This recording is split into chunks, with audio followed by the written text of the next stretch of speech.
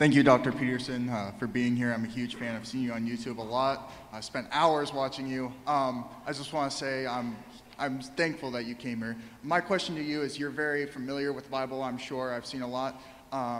Familiar with? The Bible. Are you somewhat familiar with the Bible? I'm somewhat familiar. Okay.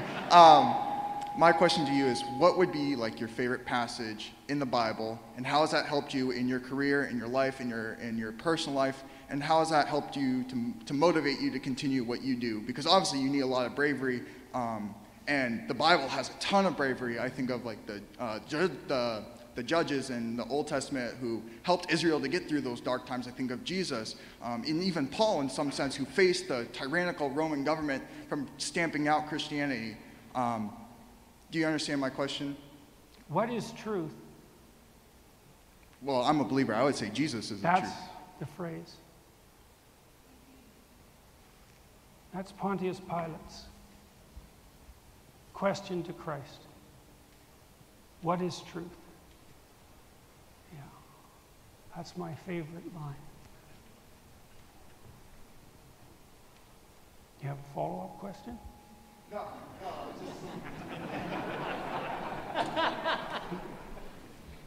I'll ask it for him.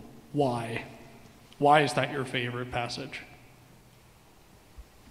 Because I realized when I was young that I didn't know the answer to that question. So I spent my whole life trying to figure it out, what that meant, why it wasn't the right question, or maybe it was the right question, and what it meant in that context.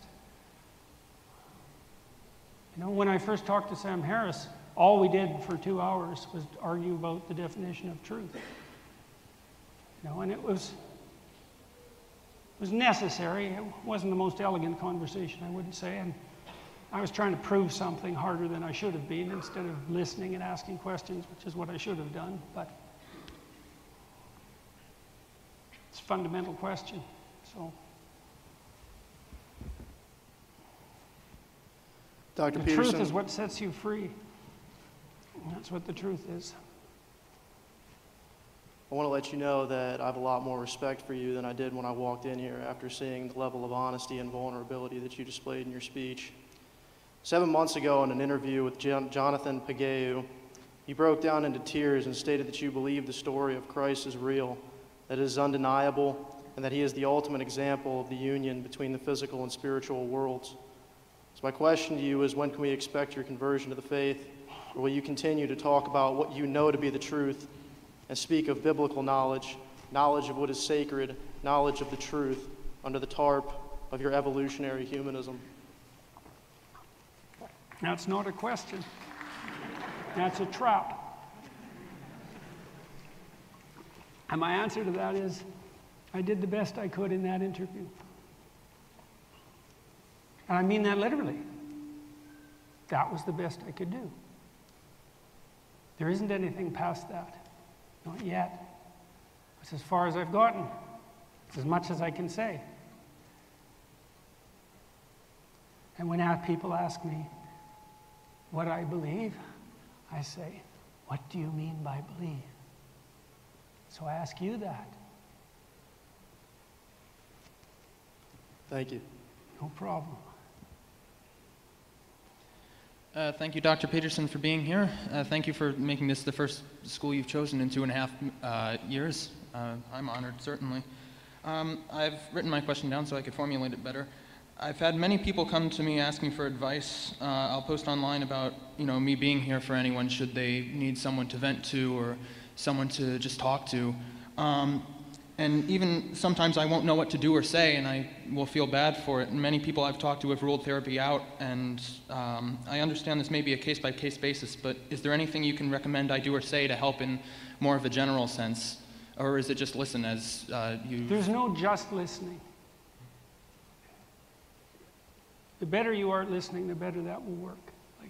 Listening is absolutely transformative. And so, you're practicing it, and people are coming to you, at least to some degree, because you're capable, at least to some degree, of listening. And so, if you listen, you will find the way.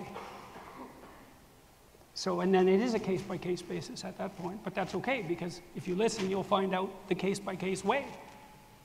So, and you also, you know, you want to be satisfied with what you're capable of doing. You know, it's easy if you're compassionate and you have a proclivity to help and you're a good listener to begin with. It's very easy to take on too much. And some of that's, can be an arrogance in that. You don't want to steal the person's destiny. You don't want to steal their victories. And you don't want to suffer unduly for their defeats, because how much can you take after all, right? And so it takes a lot of practice. You have to be cautious. But it's hard to beat really trying to listen. Amazing what you learn if you listen. Thank you, sir. Yeah.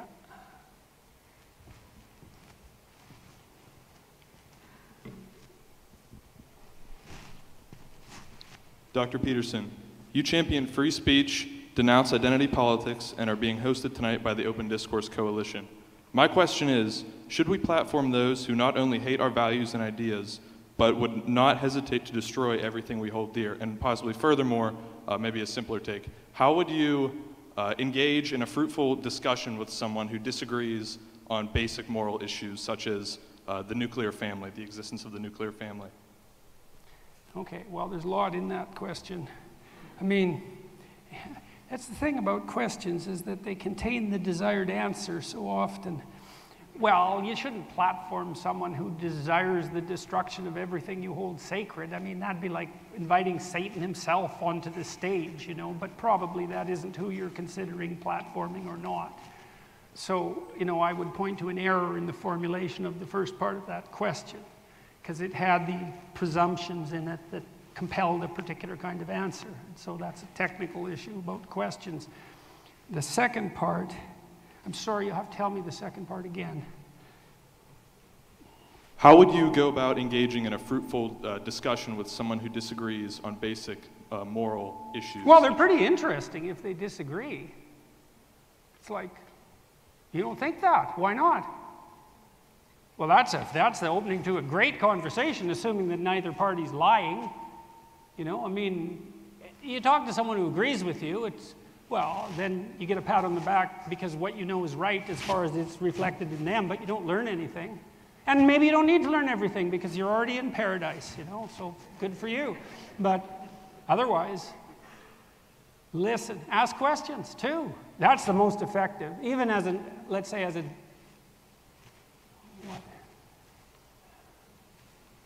a discursive strategy. There's nothing better than asking questions.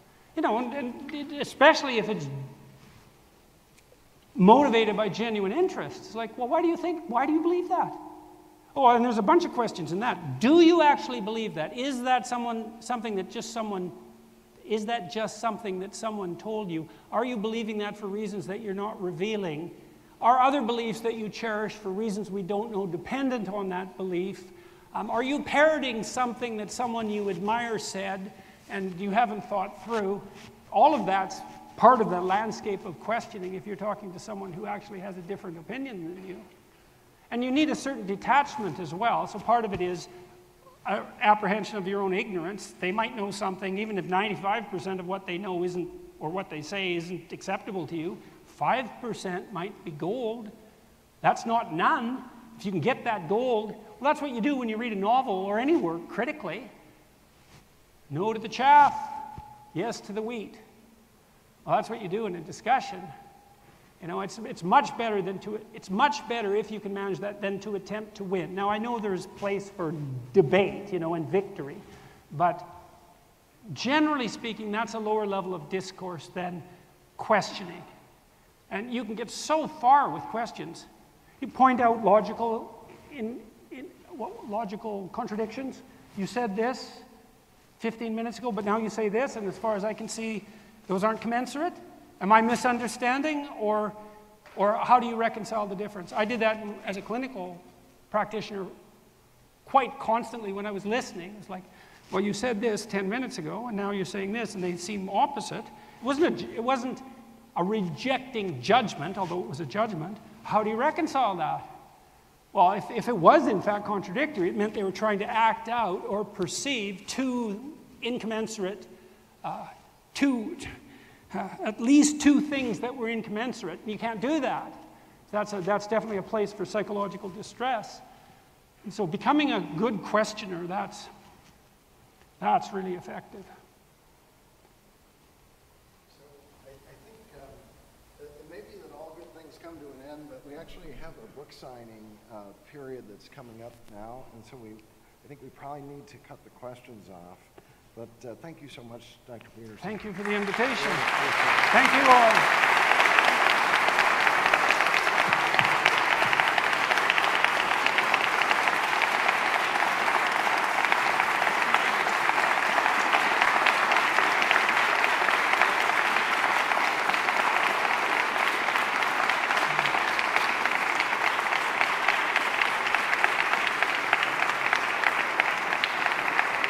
Thank you very much.